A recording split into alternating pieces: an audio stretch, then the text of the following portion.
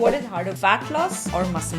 It is hard to build muscle. How many days we would dedicate to training for muscle building and how that can impact. Push-pull legs rest, upper, lower rest. That makes your 7-day period complete, and then you're going to repeat the next week with some amount of progressive overload. Some people may have just 4 days, maybe 3 days. And now I know I'm pushing my luck, but what if I just have 2 days?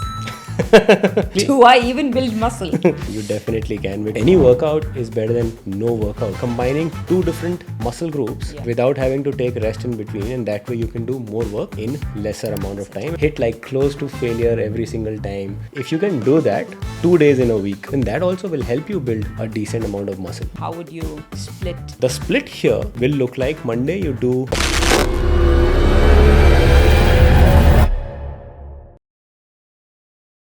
Okay, let's say what is harder for you, fat loss or muscle gain? For me, it's muscle gain for sure. I find it much easier to lose body fat.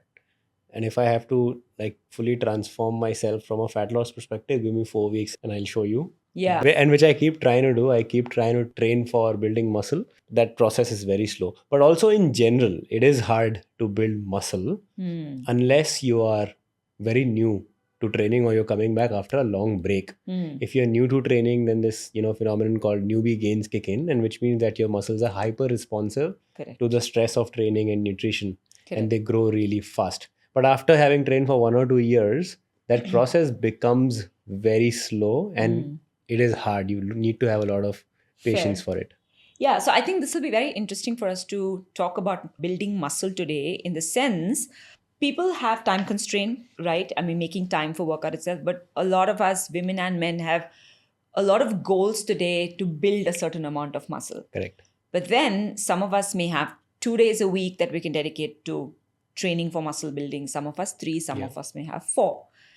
So let's talk about how many days we would dedicate to training for muscle building and how that can impact, and what are some of the changes that we can do based on the time that we have to ultimately get the end result of building good amount of muscle. Right? So maybe we can talk from first, let's start with the overarching principle. So whether you train 2 days, 3 days, 4 days, 5 days, 6 days, but there are some principles that cut through all of them. Exactly. Very simple stuff. Train every muscle at least twice per week. Okay. If you can train 3 times, even better, but that makes a recovery much harder. A lot of bodybuilders do that, but that's like training age and all of those things help them. So train every muscle at least twice per week. 12 to 15 working sets per muscle per week. A set is basically a combination of how many ever reps that's taking your muscle close to failure. So let's say I'm doing a bicep curl. This is 1 rep, and if I could do 10 repetitions where my muscle's very close to failure and I'm not able to do more, that's 1 working set. That way you need 12 to 15, a total of 12 to 15 working sets per muscle per week. So that's basically a total. So not in one session. You're training the muscle twice and you are doing 12 sets in both these sessions put together. Understood. If you end up doing like 12 sets in one session, it starts becoming counterproductive. Correct. Exactly. The damage is too much.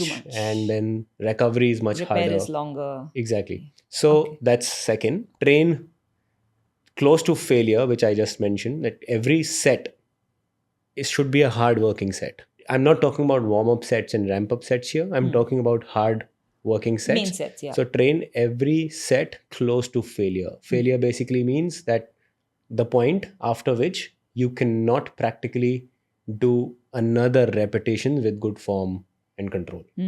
Right? We look at something called ratings of perceived exertion, RPE scale, where a 10 on 10 RPE means do whatever you want.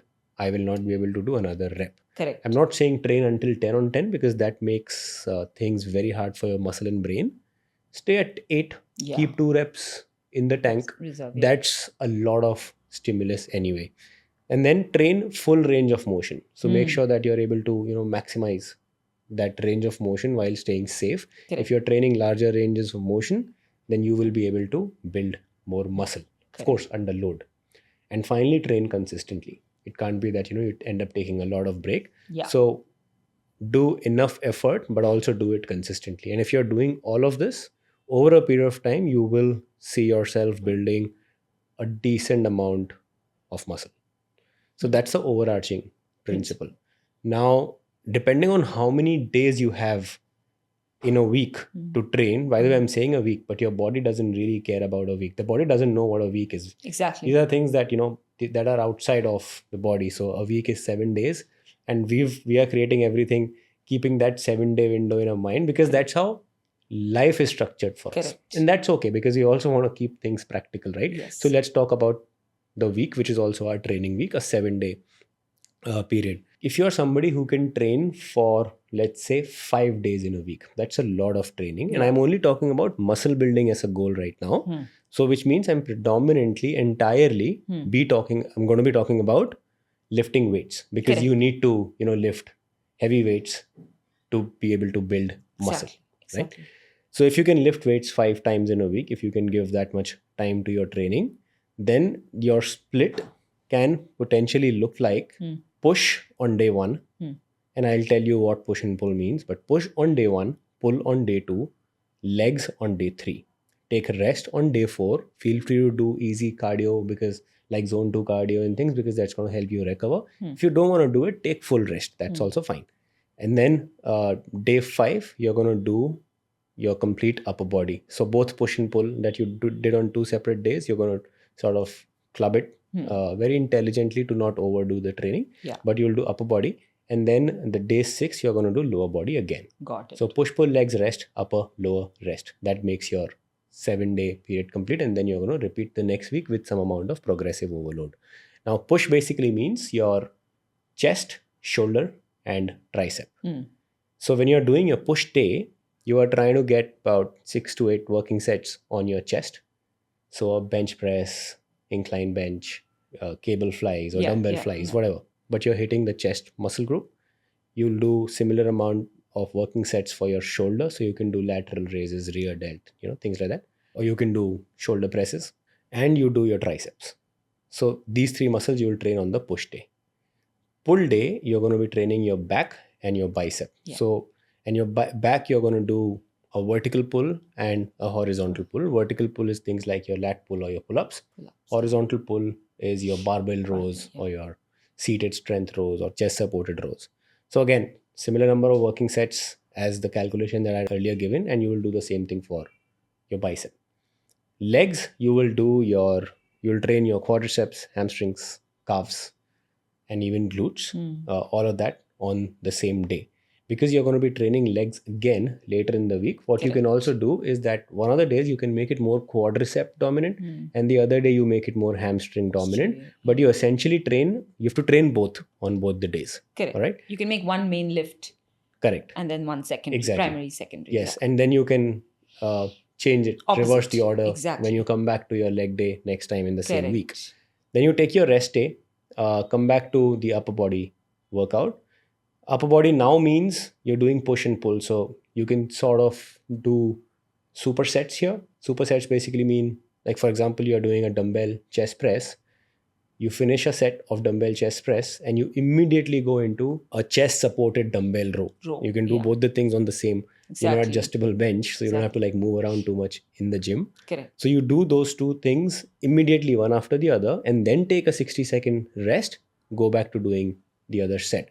So you are sort of combining 2 different muscle groups without having to take rest in between. And that way you can do more work in lesser amount of time. And supersets, that's a great technique also to do more work. Exactly. And then finally you're going to be doing your leg day again, and we just discussed that you can switch the order of your hamstring versus your quad. So if you did quadricep dominant on the first leg day, you make it more hamstring dominant on the second leg day. Okay, so that becomes your training week if you're training 5 days in a week. Next week when you come back, pretty much do the same thing, apply progressive overload. And you keep doing it until you're not able to apply any more progressive overload. And that's when you take a deload. We have spoken about it in another episode, in the past. So if someone wants it, they can go back to that episode to understand how to progress and deload. So that if you have 5 days in a week, that's how you train. What if we have 4? If you have 4 days, that's, split, Yeah, of course, that's great also, which means that you'll have more recovery days in between. So a lot of opportunity for you to recover, bring the load on your CNS down. In this case, I'm going to recommend you do upper body, day 1, lower body, day 2, rest day, upper body again, lower body again. And then you take 2 So more rest days. on my rest day, which is the third day, of course, I can do some zone 2 cardio, right? Like maybe a cycling, maybe walking. Yeah. But would you recommend I do like a high intensity 20-minute workout or 20 to 30-minute high intensity? Definitely, you can, no problem. And high intensity interval training works great. In fact, it'll help you build muscle if you're really pushing the intensity. Yeah. However, I'm assuming that the time window that's available for someone here is 4 days in a week. So doing a 20 to 30-minute high intensity workout becomes the 5th day. So if you have that 5th day to train, do that 20-minute or a 30-minute high intensity workout. That's completely fine. Would you also recommend if I have only 4 days, maybe end of 2 of those days out of 4, I do like a 10-minute conditioning block in the end? Yeah, that's another great option. So what you can do is, and that's true even for the 5-day training bit, like an optional conditioning workout can be 10 to 12 minutes after you are done with your main workout. Correct. So these workouts will be longer. So if you're doing, let's say, if you're doing 6 to 8 working sets on your chest, 6 to 8 on your shoulder, similar amount for tricep, you're actually reaching 20 to 24, and in some cases when you're doing lower body and all, you'll be doing maybe 28 working sets in a workout. After that, if you want to do a 10 to 12 to 15 minutes conditioning block, it's hard because you're already drained out and fatigued by then. If you've trained well for these 22 or 24 sets, that's a lot of work for the body. If you haven't really pushed enough, fine, you will easily be able to do it, but then it also comes to some amount of willpower and how much can you push yourself. Exactly. So keep that as an optional training block. Yeah. If you have the time and energy, go for that. Yeah. If you do not have the time and energy to do it, skip it without having to feel that you left the workout midway or incomplete. That's my point. And we are right now talking only about muscle building as a goal. And what people can also do is that for a period of 8 weeks or 12 weeks, stick to that goal. After that, you change your goal a little bit. And that's a good time to start including your endurance blocks and, reduce your stimulus for the muscles to grow, which is lifting heavy weights. Like, don't fully cut that out because you've built muscle over the last training block. You don't want to lose all those gains. So still keep a few training days in a week where you're lifting weights, but rest of the days you can always do endurance related activities. Yeah. So then, some people may have just 3 days, typically like Monday, Wednesday, Friday, right? Correct. How would you split? Yeah. So that always happens. Mostly people with personal trainers and they generally train Monday, Wednesday and Friday. Correct. And they can still train really well. But one thing that we'll have to understand is that if we are reducing the number of training days, then the amount of volume that you can push will get compromised. You cannot expect to do the same amount of volume that you could have done in 5 days. You can't expect to do that amount of volume over 3 days because the fatigue then is going to be very, very high. Yes. So you have to be able to make peace with that fact. And second, you should be able to push on the intensity factor a little bit. Each of those days. And what I mean by intensity factor here in case of weight training is you lift more weights basically. So you lift heavier. You also start lifting more, start doing more compound work. So exercises that work multiple muscles in the same movement, like your squat and your deadlift, those kind of bigger movements, which means that the amount of load that you're also placing on your CNS is going to be much higher. Correct. But the good news is that now you have 4 days for recovery.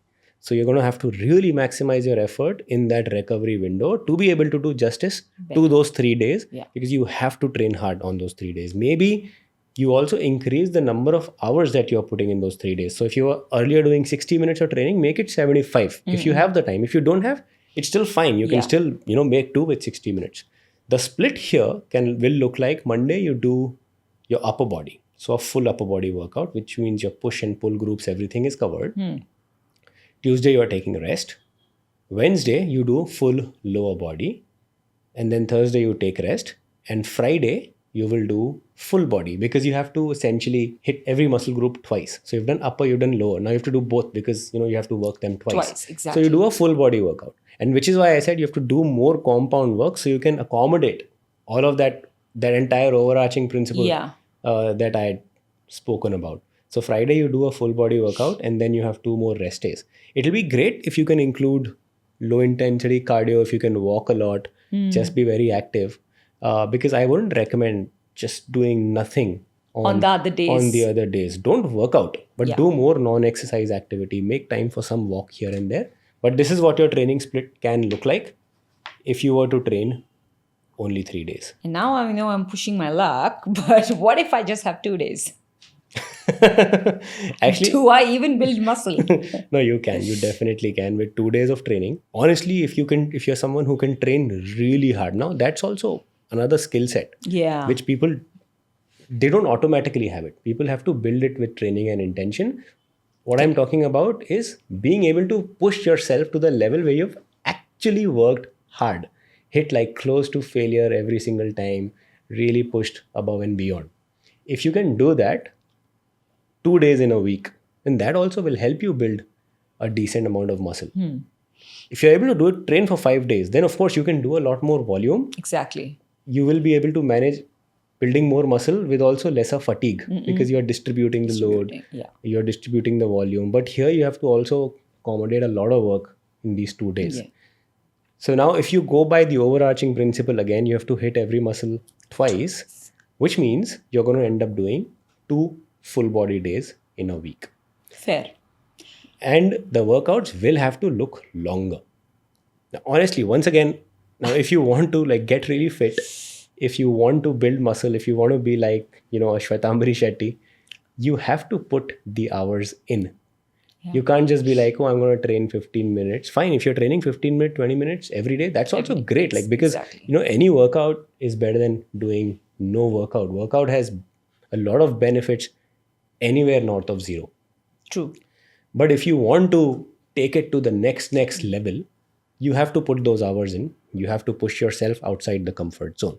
Now, if you're training 2 days in a week, Monday you do a full body work. These workouts will have to be very, very compound. So you're doing big movements. You're sort of doing, a back squat, and you're doing a weighted dip, and, you're doing deadlifts and those kind of movements. You will have very little place for doing one muscle isolation kind of a work. And that's also fine. It'll still help you build muscle. You train for good 90 minutes.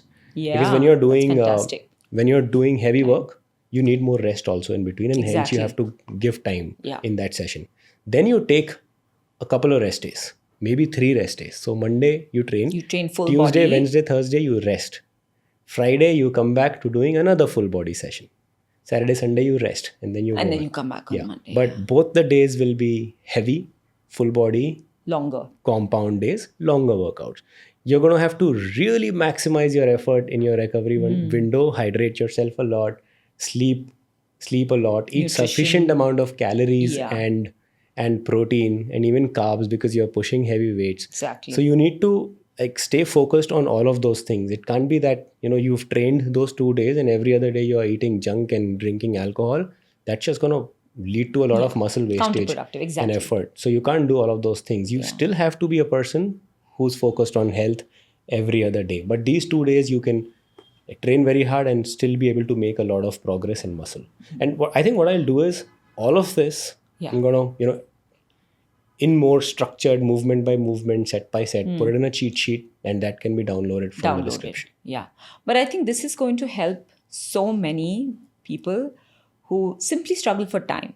Like you have a goal, but the truth is that everyone's got time constraint, right?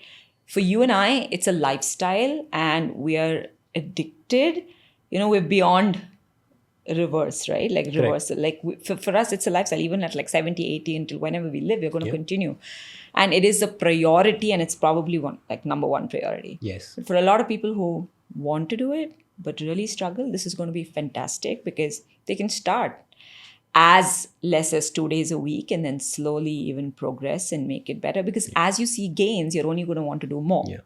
In fact, 2 days a week will be, in my opinion, harder than Yeah. 5 days a week I agree. or 4 days a week. So my suggestion is to distribute that load, Correct. be able to do more single muscle isolation work also that way.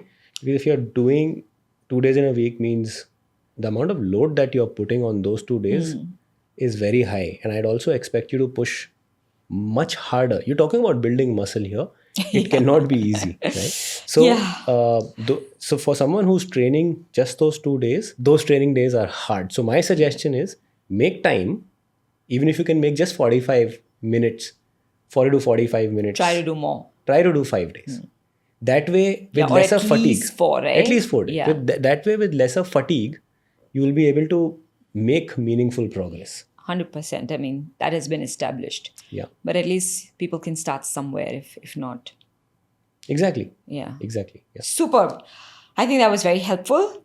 Thank you very much. I tried to make it as crisp as possible. It is. It is very crisp. And I think most importantly, it's very simple and easy to understand. And of course, a cheat sheet always makes things better because you have something right in front of you. You can track and understand and implement and everything. I think I'd also say that while there's a plan that I've recommended and a split that I've recommended, this is not the only split that's going to work. There can be multiple other ways of, planning your training and, multiple other techniques that can work in favor of building muscle. Correct. So there is no best training plan and all of that. It's, the best training plan, of course, is the one that you can stick to. Exactly. And if you work with a good coach, the coach will be able to put more structure into your training so that you're not developing imbalances. Correct. And you're also able to train for your goals. You're able to put volume where it's needed.